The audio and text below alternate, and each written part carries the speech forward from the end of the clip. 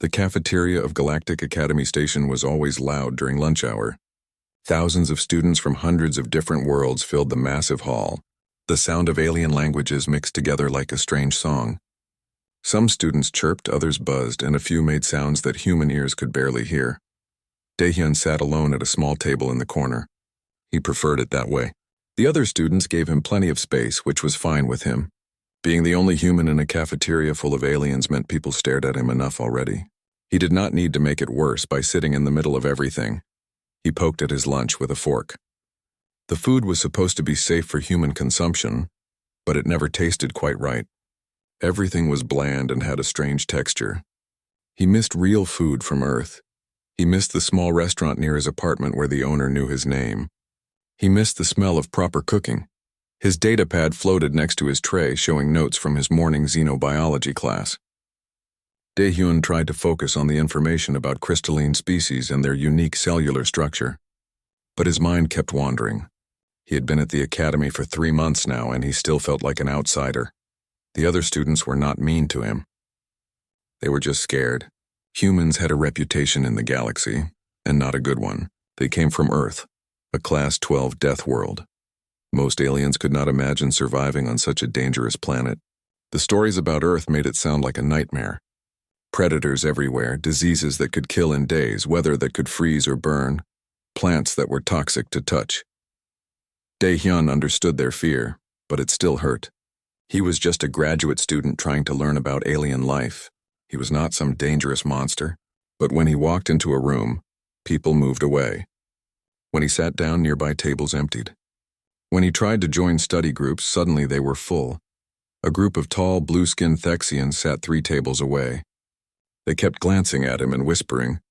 Daehyun pretended not to notice. He took another bite of his tasteless lunch and scrolled through his notes. The cafeteria had large windows that showed the stars outside. The station orbited a beautiful green planet that reminded Daehyun a little bit of Earth. Sometimes he would stare out at space and wonder why he came here. He could have stayed on Earth and studied in comfort. But he wanted to see the galaxy. He wanted to understand other species. He wanted to prove that humans could fit in out here. So far, that was not going well. A sudden commotion near the entrance made everyone look up. Daehyun saw a large alien pushing through the crowd. The creature was massive, easily 8 feet tall, with dark red fur covering its body. Its face looked like a mix between a lion and a bear, with sharp teeth visible even when its mouth was closed. 4 powerful arms hung at its sides, each ending in claws that could probably tear through metal. A Velrin, Daehyun recognized the species from his studies. They were warriors, apex predators from a high-gravity world. Their entire culture was built around strength and combat. They were respected and feared throughout the galaxy. Even the toughest species gave Velrins plenty of room. This Velrin wore a military uniform covered in medals. Clearly someone important. The alien moved through the cafeteria with the confidence of someone who knew everyone would get out of his way. And they did. Students practically jumped out of their seats to clear a path. But then Daehyun noticed something else. 2 smaller shapes darted between the legs of the crowd. They were moving fast, too fast for the big Velrin to catch. Cubs. 2 Velrin cubs, each about the size of a large dog from Earth. They had the same red fur as the adult, but lighter, with spots that would fade as they grew. They moved with the boundless energy of young predators everywhere. The big Velrin called out in his own language. The sound was deep and rumbling like thunder, but the cubs ignored him. They were playing some kind of game, chasing each other around tables and between chairs. Students scrambled to get out of their way. A chitter delegate jumped onto his table as one cub ran past. A group of mantrals backed against the wall, their logical minds probably calculating the danger level. Daehyun watched with interest. The cubs reminded him of puppies in a way. Dangerous puppies with claws and fangs, but still young animals playing. He could see it in the way they moved, the way they pounced and tumbled. It was play behavior, not hunting. One of the cubs stopped suddenly. Its nose lifted into the air, sniffing. Then it turned and looked directly at Daehyun. Everything seemed to slow down. The cub's eyes locked onto him, or maybe onto his lunch. Daehyun had opened a protein bar from Earth, one of the few foods from home he had brought with him. The smell must have caught the cub's attention. The second cub noticed where the first one was looking. Now both cubs stared at Daehyun's table. The cafeteria noise faded. Students who had been talking stopped mid-sentence. Everyone seemed to realize what was about to happen. The big Velrin saw it too. His eyes went wide. He started moving toward Daehyun's table, but he was too far away. The crowd was too thick. The first cub crouched low, its muscles tensed. Daehyun could see every movement clearly. He knew what was coming. The cub leaped. It was a beautiful jump, graceful and powerful. The cub sailed through the air like it weighed nothing. The second cub followed a heartbeat later. Both cubs landed on Daehyun's table with heavy thuds. His datapad clattered to the floor. His lunch tray rattled. The protein bar wrapper crinkled under one cub's paw. The cafeteria fell absolutely silent. Thousands of students held their breath. Nobody moved. Nobody spoke. The only sound was a soft growl from one of the cubs as it sniffed at Daehyun's food. Across the room, the big Velrin stood frozen, horror written on his face. Daehyun looked at the two cubs standing on his table. They were bigger up close, each one probably weighing as much as he did. Their claws scraped against the table surface. Their teeth were very sharp and very close to his face. Everyone expected him to scream or run or panic. Instead, Daehyun set down his fork very slowly. He looked at the cubs carefully, studying them the way he had learned to study animals back on Earth. His heart was beating fast, but his mind was calm. He had been around animals his whole life. He knew how to read them. These cubs were not hunting. They were curious.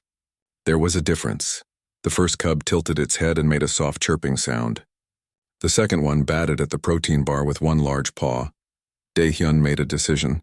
Slowly, carefully, he reached for the protein bar. Daehyun's hand moved slowly toward the protein bar. Every eye in the cafeteria watched him. He could feel the tension in the air like electricity. One wrong move and things could go very badly. But he had spent his childhood around animals. His grandmother had kept dogs, big ones that other people were afraid of. She had taught him how to be calm, how to move with confidence but without threat. The first cub's eyes followed his hand. Its ears perked forward, alert but not aggressive. Daehyun picked up the protein bar and broke off a small piece. The sound of the wrapper crinkling made both cubs lean closer, their noses working.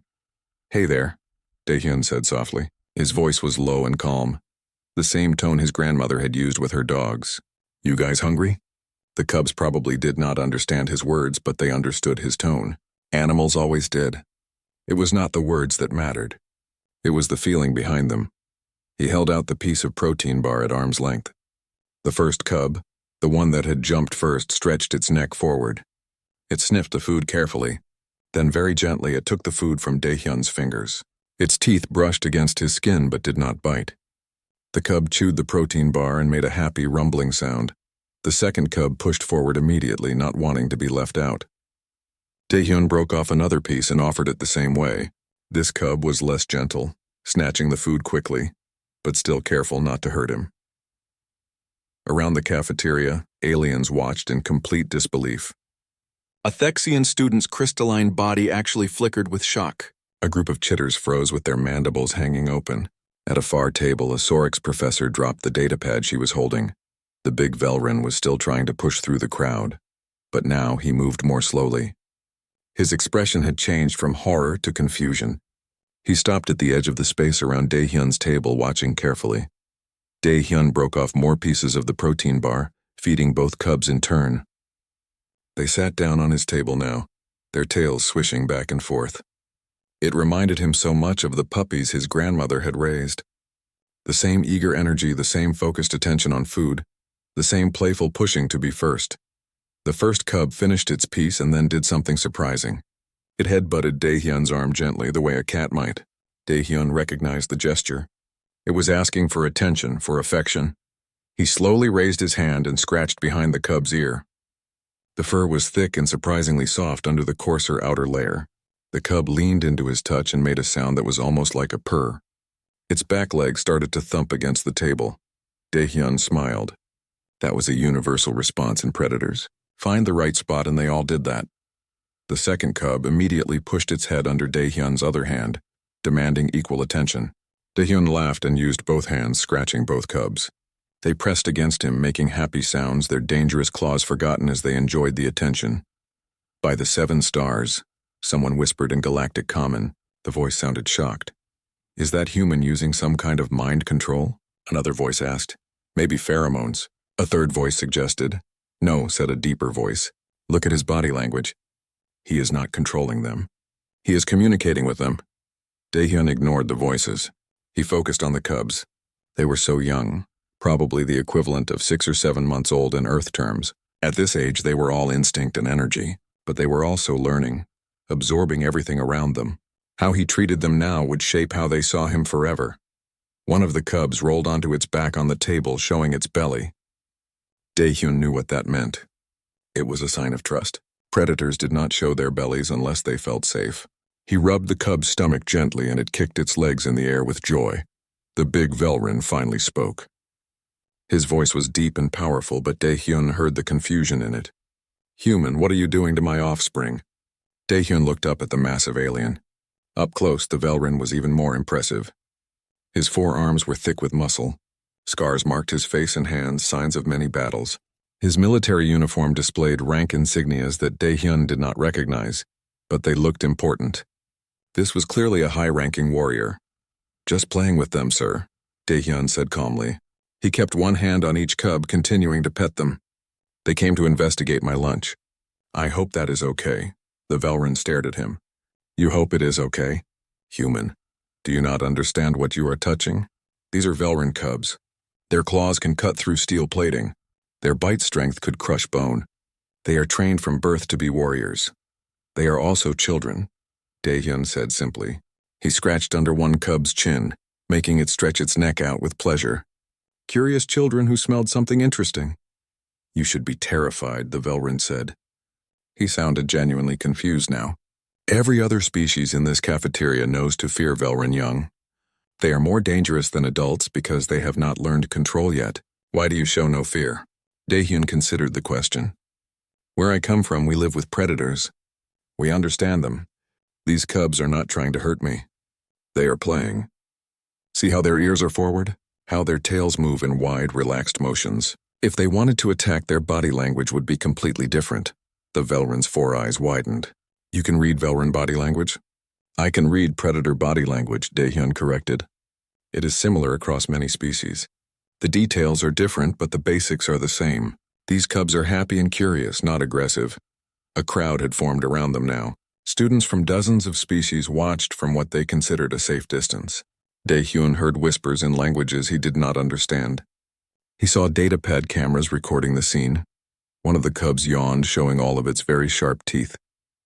Then it curled up against Daehyun's side, apparently deciding he was comfortable. The second cub climbed into his lap, circling twice before settling down. Together, they probably weighed as much as a full-grown human, but Daehyun bore the weight without complaint. Incredible, the Velrin breathed. They have accepted you into their pack. I have never seen them do this with anyone outside our family. What are their names? Daehyun asked, continuing to pet both cubs gently. The Velrin seemed taken aback by the question. Names? You wish to know their names? Of course. If we are going to be friends, I should know their names. The big alien was quiet for a moment. Then he said, the spotted one is called Striker. The darker one is Pounce. I am Commander Rexal of the Velrin Defense Fleet. These are my sons. I am Daehyun, the human replied, graduate student in xenobiology. It is nice to meet you, Commander. Your sons are beautiful. Beautiful. The word hung in the air. Daehyun realized that no one probably called Velrin cubs beautiful. Dangerous, powerful, deadly, yes, but not beautiful. Rexal's expression softened slightly. You truly feel no fear? Oh, I am a little nervous, Daehyun admitted honestly. They are very strong, and I know they could hurt me if they wanted to. But I am not afraid. There is a difference. Explain this difference. Daehyun thought about how to put it into words. Fear makes you panic. It makes you run or freeze or do something stupid. Nervousness makes you careful. It makes you pay attention and move with respect. Fear sees only danger. Nervousness sees a situation that needs careful handling. Striker yawned again and stretched in Daehyun's lap. Pounce was already asleep against his side, making soft snoring sounds. Your world, Rexal said slowly. Earth. The stories say it is one of the most dangerous planets in known space. They say humans evolved surrounded by predators. That is true, Daehyun confirmed. And yet you survived. More than survived, you thrived. How? Daehyun looked down at the sleeping cubs. We learned to understand the predators. We learned that not everything with teeth and claws wants to kill you. Some of them can be friends. Some of them can be family. Rexel stared at him with all four eyes. Around them, the crowd pressed closer, trying to hear every word. This conversation was going to be talked about for weeks. Family? The commander repeated. You make family with predators? On Earth we do, Daehyun said. We have been doing it for thousands of years. The cafeteria remained silent as Commander Rexel processed what Daehyun had just said. Making family with predators. The concept seemed to shake something in the big warrior's understanding of the universe. He pulled out a chair and sat down at the table, his forearms resting carefully so as not to disturb his sleeping cubs. Tell me more about this, Rexel said. It was not a command, despite his rank. It was a request. How does a species make family with predators? Daehyun shifted carefully, trying not to wake Stryker and Pounce. It started a long time ago on Earth, maybe 40,000 years or more. Humans were hunters living in small groups following herds of animals for food. There was another predator that hunted the same way. Wolves. Wolves? Rexel asked. A predator species native to Earth? They look a bit like, well, actually, a bit like your cubs, but smaller and with longer snouts. They hunted in packs, used teamwork, took care of their young. In many ways, wolves and humans were similar. A few brave students had moved closer to listen. A Thexian took notes on her datapad. A group of chitters translated for each other in their clicking language. Daehyun continued. At some point, humans and wolves started working together. Maybe a wolf pack followed a human group, eating their leftover kills. Maybe humans followed wolves to find prey. Nobody knows exactly how it started. But over time, the two species formed a partnership. A partnership, Rexel repeated, his tone suggesting he found this hard to believe. Yes, the wolves helped humans hunt. They could smell prey from far away. They could run faster and longer. In return, humans shared meat and provided protection. The wolves that were friendliest toward humans survived better. Over many generations, they changed. They became less afraid, more loyal, more connected to humans. Daehyun pulled out his datapad from where it had fallen on the floor. He scrolled through his personal photos until he found what he wanted. This is my grandmother's dog. His name was Barum. He showed the image to Rexel. The picture showed an old woman sitting on a porch with a massive dog beside her. The dog was dark brown with a thick coat and intelligent eyes. It was large enough that its head reached the woman's shoulder. This creature is a wolf? Rexel asked, leaning closer. A descendant of wolves. We call them dogs now. After thousands of years of living with humans, they became a new species. There are hundreds of different varieties, all shapes and sizes. Some are small enough to fit in your hand. Others are even bigger than Barum. And they live in your homes? With your families? Yes, they are part of our families. We feed them, care for them when they are sick, teach them rules. They protect our homes, play with our children, comfort us when we are sad. Barum lived with my grandmother for 15 years. When he died, she cried for days. Rexel looked at the image for a long time. This changes everything I thought I knew about humans. There are more, Daehyun said, scrolling through more images. Cats, smaller predators that hunt rodents. They chose to live with humans thousands of years ago. Horses, prey animals that let us ride on their backs. Birds that we keep for their songs. Even fish that we keep in tanks just because we enjoy watching them. He showed image after image. A cat sleeping in a sunny window. Children riding horses. A parrot perched on someone's shoulder. An old man feeding fish in a pond. The crowd around them grew larger. Students pushed against each other to see the images. Daehyun heard gasps and shocked whispers. For most of these aliens, the concept of keeping animals as companions was completely foreign. A Mantral student pushed to the front of the crowd. The Mantrals were known for their strict logic and lack of emotion. This one spoke in the flat, precise tone of his species. This makes no evolutionary sense. Predators compete for resources. Prey animals flee from predators. Why would any species willingly live with another that could threaten it? Daehyun looked at the Mantral. Because life is not just about competition. It is also about cooperation. Yes, wolves could have competed with humans for food, but working together, both species caught more prey than either could alone. The partnership benefited everyone. But the risk, the Mantral insisted, keeping predators in your homes. They could turn on you at any moment. They could, Daehyun agreed. Sometimes they do. Animals are still animals. But humans learn to read them, to understand them. We know when a dog is happy or scared or angry. We can see the warning signs. And because we raised them from birth, because we treated them with kindness, they became loyal to us. Stryker stirred in Dae-hyun's lap and opened one eye. The cub looked up at him, yawned, and then went back to sleep. The gesture was so casual, so trusting, that several aliens in the crowd made sounds of amazement. You see, Dae-hyun said softly. Stryker knows I will not hurt him, and I know he will not hurt me. That is trust. Commander Rexel reached out with one of his 4 hands and gently touched Stryker's head.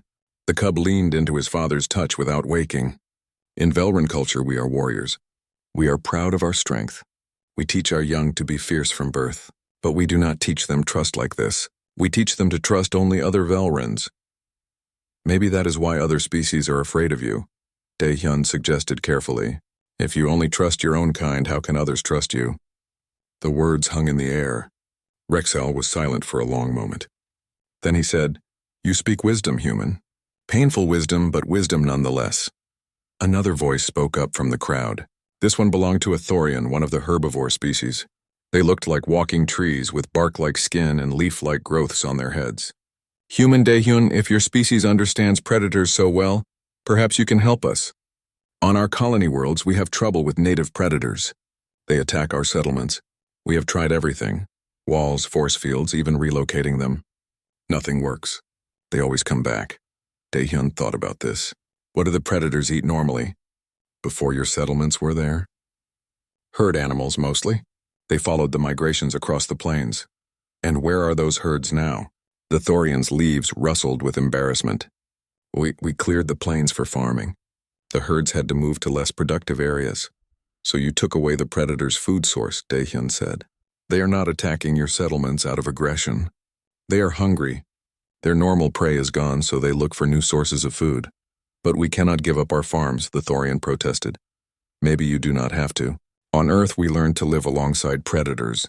We built special corridors so migrating animals could pass through our cities. We created protected areas where prey animals could live safely. The predators followed the prey, and everyone found balance. A Saurix professor pushed her way through the crowd. She was old, her scales pale with age, but her eyes were sharp. Young human, I am Professor Kessler. I teach interspecies relations here at the Academy. What you are describing is revolutionary. Most species in the galaxy separate themselves from dangerous wildlife. Humans are the only species I know of that actively integrates with it. We did not have much choice, Dae-hyun said. Earth has predators everywhere. Big ones, small ones, poisonous ones, ones that hunt in packs. If we spent all our time running away from them, we would never have time to build civilization. So we learned to coexist. But surely you killed many of them, Professor Kessler said. Surely you eliminated the most dangerous species. Dae-hyun shook his head. We killed some, yes. Humans are not saints. But we also learned that every species has a purpose. Predators keep prey populations healthy by hunting the weak and sick. They prevent overgrazing. They maintain balance. When we killed all the predators in an area, other problems appeared. Too many prey animals damaged ecosystems. We learned that we needed the predators, even the dangerous ones. Pounce woke up and stretched. The cub looked around at all the watching aliens and made a small growling sound. Dae-hyun felt the cub tense, suddenly aware that he was surrounded by strangers. Easy, Pounce, Dae-hyun said softly. He stroked the cub's back in long, calming motions. Nobody here will hurt you. You are safe. The cub relaxed under his touch. It looked up at Dae-hyun with what could only be described as affection, then licked his hand with a rough tongue. Commander Rexal watched this interaction with intense focus. You said you are studying xenobiology here at the Academy? Yes, sir. Would you consider teaching a course? Something about human-animal relations. I think many species could benefit from your knowledge. Dae-hyun blinked in surprise. I am just a graduate student. I am not qualified to teach. You are more qualified than anyone else on this station, Professor Kessler said firmly. I support Commander Rexal's suggestion. I will speak to the Dean about creating a special seminar, practical interspecies communication perhaps, or understanding predator behavior. I do not know what to say, Dae-hyun stammered. Say yes, Rexal urged. My people need to learn what you know. Perhaps all our people do. Around them, Students from dozens of species nodded or made sounds of agreement in their various languages. Daehyun looked down at the two cubs still pressed against him. Stryker had woken up too and was watching the crowd with curious eyes. 3 months ago, these same students had been afraid to sit near him. Now they wanted to learn from him. The change felt impossible and wonderful at the same time. The next few days changed everything for Daehyun. Word spread through the academy faster than light speed. The human who played with Velryn cubs, the Death Worlder who understood predators. Students who had avoided him before now stopped him in hallways to ask questions. His message inbox filled with hundreds of requests. Professor Kesla worked quickly. Within 2 days, she had approval for a special seminar series. Practical interspecies communication would meet twice a week in one of the large lecture halls. When registration opened, all 200 seats filled in under an hour. Daehyun stood in his small dormitory room, staring at his reflection. Teaching. He was going to teach. The idea terrified and excited him in equal measure. He had prepared notes, gathered images and videos from Earth, practiced what he would say, but doubt crept in. What if he failed? What if he said something wrong and made things worse? A knock on his door interrupted his thoughts. He opened it to find Commander Rexal standing there, with Stryker and Pounce at his feet. The cubs immediately rushed forward, nearly knocking Daehyun over with their enthusiastic greeting. "I hope this is not a bad time," Rexal said. "The cubs have been asking to see you." "Well, not asking exactly. Velryn cubs cannot speak yet, but they have been restless and unhappy. I believe they missed you." Daehyun laughed as Stryker tried to climb up his leg. "It is a good time, Commander. Please come in." The Velryn had to duck to fit through the doorway. His large frame made Daehyun's small room feel even smaller. But he settled into a chair carefully, folding his forearms. The cubs explored the room, sniffing everything with intense curiosity. "You have been invited to teach," Rexal said. "How do you feel about this?" "Nervous," Daehyun admitted. "I have never taught before. What if I do a bad job?" "You will do well," Rexal said with certainty. "You have a gift. The way you speak about animals, about understanding them, it is clear and honest. That is what makes a good teacher." Pounce found Daehyun's bed and jumped onto it, circling several times before settling down on his pillow. Stryker continued exploring, pawing at Daehyun's storage containers. "I wanted to speak to you about something else as well," Rexal continued. His tone became more formal. "In Velryn culture, we have a tradition. When a youngling bonds with someone outside the immediate family, that person may become what we call a kreshtar. It means, the closest translation is cub friend or pack brother. It is a great honor." Daehyun stopped petting Stryker and looked at the commander. "I do not understand. What does this mean exactly?" "It means you become part of our family unit. You would have certain responsibilities, spending time with the cubs, helping with their education, being present at important ceremonies. But you would also have certain rights. You would be under the protection of my house. Any who threatened you would answer to me. You would be welcome in Velryn spaces where outsiders normally cannot go." The weight of what Rexal was offering settled on Daehyun's shoulders. "Commander, I am honored truly, but I am human. I am not Velryn. Would your people accept this?" "They would have to," Rexal said firmly. "I am the one who makes this offer. My authority in this matter is absolute, but I do not offer this just because the cubs like you. I offer it because I believe you can teach them something my people have forgotten." "What is that?" "Gentleness, trust, the strength that comes from opening yourself to others." Rexal looked at his sleeping cubs. "We Velryns are powerful warriors. We have conquered many worlds, but we have also isolated ourselves. Other species fear us. They do not see us as potential friends or allies, only as threats. I do not want that for my sons. I want them to grow up knowing that strength and kindness can exist together." Daehyun felt his eyes grow wet. He blinked back tears.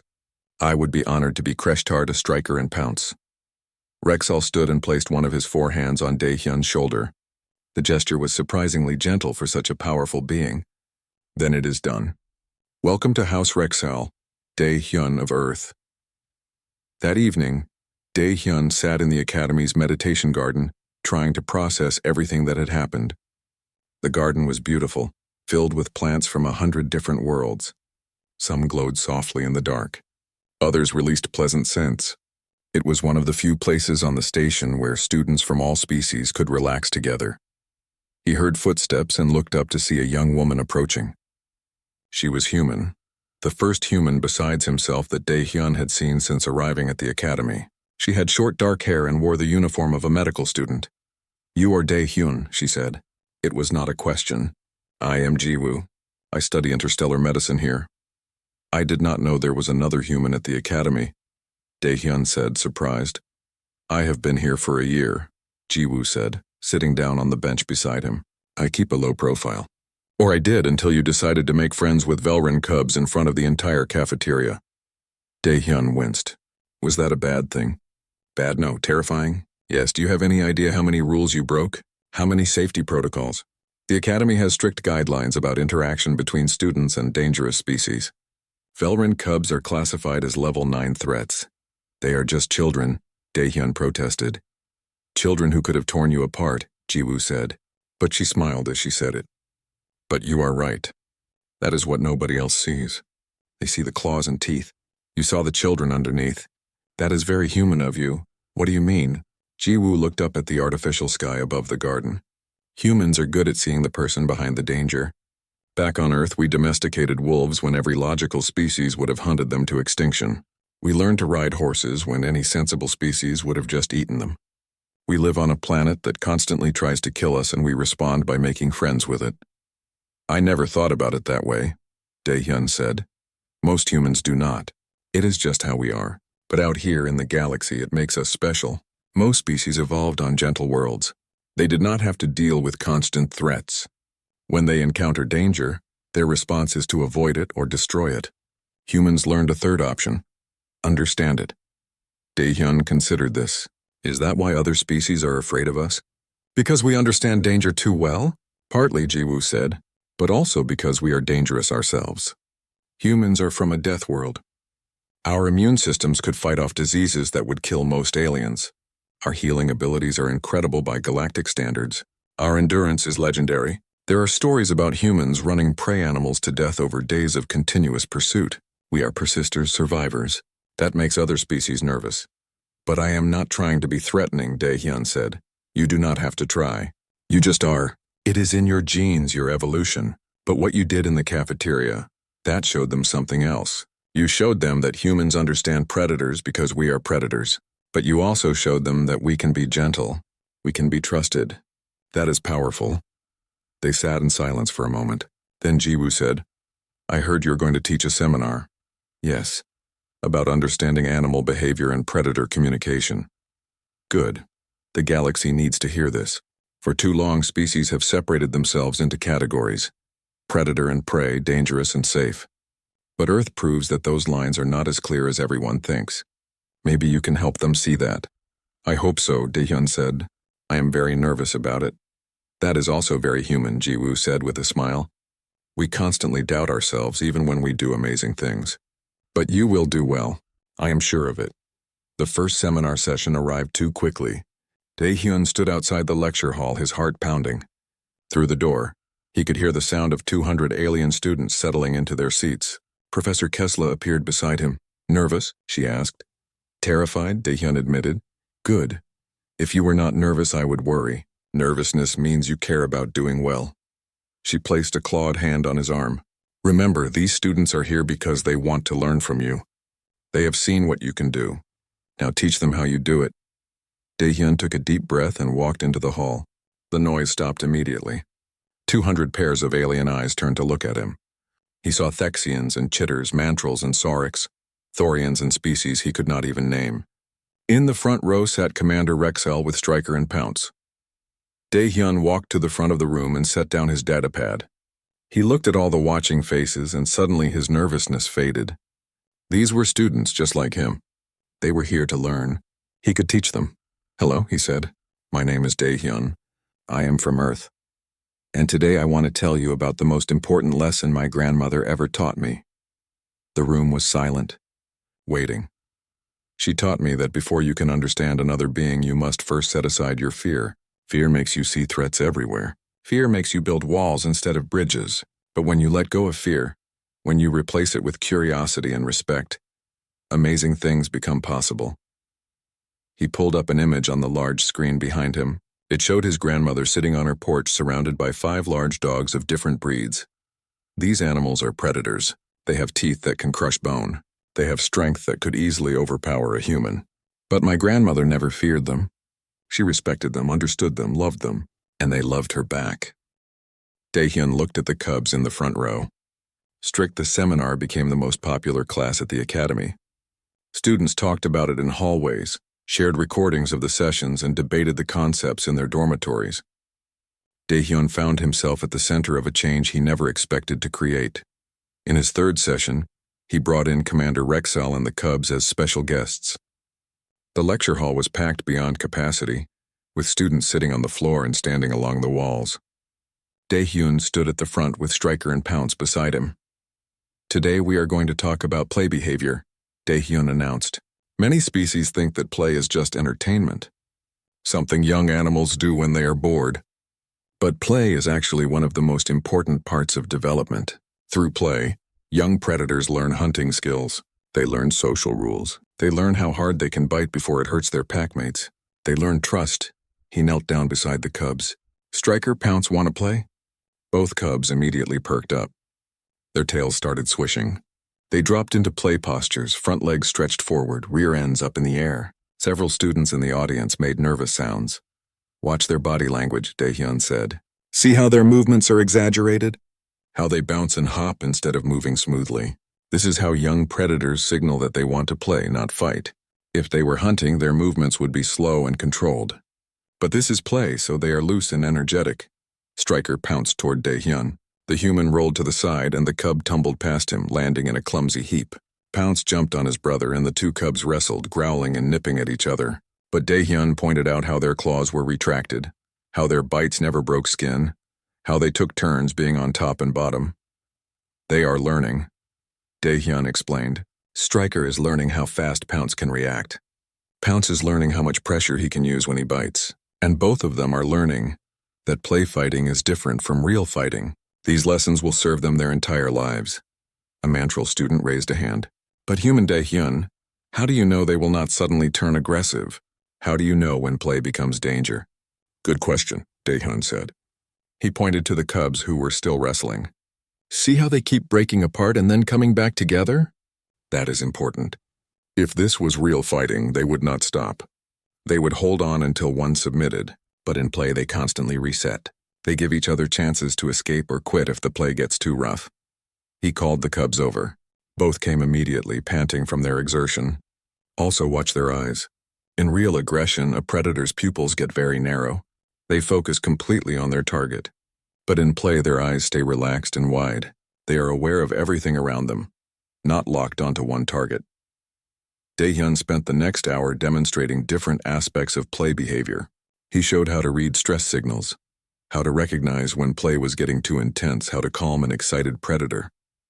The students took notes frantically, asking question after question. After the session ended, a group of Thorian students approached him. One of them spoke nervously. "Human Daehyun, we have discussed your teachings among our colony representatives. We would like to invite you to visit one of our worlds to help us understand the predators that have been troubling us. Would you consider this?" Daehyun was shocked. "I am just a student. I am not an expert." "You are the only person we know who might help," another Thorian said. "Our scientists have studied these predators for years, but they cannot solve the problem. Maybe your human perspective will see something they missed." Before Daehyun could answer, Professor Kessler appeared. "An excellent idea. This could be a field study opportunity. Daehyun, would you be interested?" Yes, I would," Daehyun said. "Then I will make the arrangements," Professor Kessler said. "This will be good for your studies and good for interspecies relations." Word of the upcoming field study spread quickly. Over the next few days, Daehyun received messages from dozens of species asking for similar help. A Saurix colony wanted advice about aggressive sea predators. A chitter settlement needed help with burrow-dwelling predators that destroyed their underground cities. Even a Mantral research station asked for consultation about predators on a newly discovered world. Jiwoo found Daehyun in the library one evening, surrounded by research materials. She sat down across from him with a smile. "You are famous now," she said. "The human who speaks to predators. There are news articles about you on a dozen worlds. Social networks are full of videos from your seminars. You have become the face of humanity for a lot of species. Daehyun rubbed his tired eyes. I never wanted to be famous. I just wanted to study and learn. But you are teaching too, and that is even more important. Jiwoo leaned forward.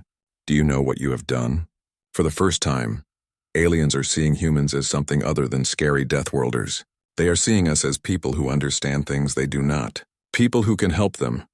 I just showed them some basic animal behavior principles, Daehyun protested. Which is completely new to most of them, Jiwoo said. Most species evolved on safe worlds. They never had to learn to read predators. They never had to understand danger on that level. But humans did. And now you are sharing that knowledge. You are building bridges between species that never talked to each other before. That night, Daehyun could not sleep. He stood at his window looking out at the stars. Somewhere out there was Earth, his home. He had left it thinking he would study aliens, learn about their worlds, and bring knowledge back home. But instead, he was teaching them about his world, about humanity, about the unique path his species had taken. A message notification appeared on his datapad. It was from the Galactic Unity Council, the main governing body of known space. They wanted to meet with him. They wanted to discuss the possibility of humans serving as mediators in disputes between aggressive and passive species, conflicts that had been frozen for decades because neither side could communicate effectively with the other. Daehyun sat down, his mind racing. This was bigger than he ever imagined. This was not just about teaching a seminar or helping a few colonies. This was about changing humanity's place in the galaxy.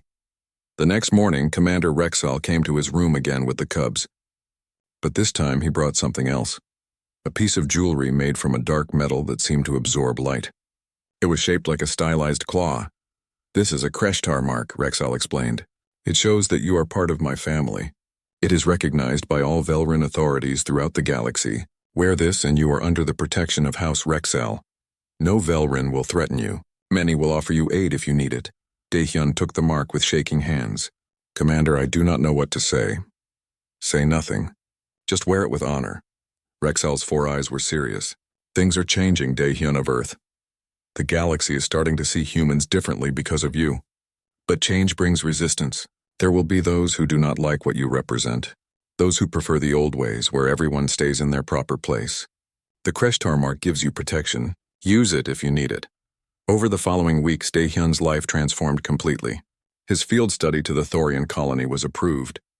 He would travel there with a small team, including Jiwoo and Professor Kessler. The Galactic Unity Council confirmed a meeting. And his seminar grew so popular that the Academy had to create 3 additional sections, taught by students who had taken his original course. But the most meaningful change was in the cafeteria. The same cafeteria where everything had started. Now when Daehyun walked in, students called out greetings. They saved him seats at their tables. They asked him to join their study groups. The corner table where he once sat alone was always surrounded by friends from a dozen different species. Stryker and Pounce had grown larger, but they still visited him every day. They had become minor celebrities themselves, the cubs who proved that even the most dangerous species could be gentle. Students who were afraid of Velrins learned that they could be kind, and Velrins learned that showing gentleness did not mean showing weakness. One evening, Daehyun returned to the meditation garden where he had first met Jiwoo. She found him there again as if completing a circle. The field study departs tomorrow, she said, sitting beside him. I know, I am nervous. You are always nervous, Jiwoo said with a laugh, but you always do well anyway. That is your secret power. I never wanted any of this, Daehyun said quietly. I just wanted to pet some cubs because they reminded me of puppies back home. And that simple human instinct changed everything, Jiwoo said. Because you did not see dangerous predators. You saw children. You did not see aliens to be feared. You saw beings to be understood. That is what makes humans special, Daehyun. We are from a death world, yes. We are dangerous, yes. But we are also the only species that consistently chooses connection over fear. Daehyun thought about his grandmother, about Baram, about all the dogs and cats and animals that humans had welcomed into their lives over thousands of years. He thought about how other species called it strange or illogical, but to humans it was natural. It was who they were. The galaxy is scared of humans because we come from Earth, Daehyun.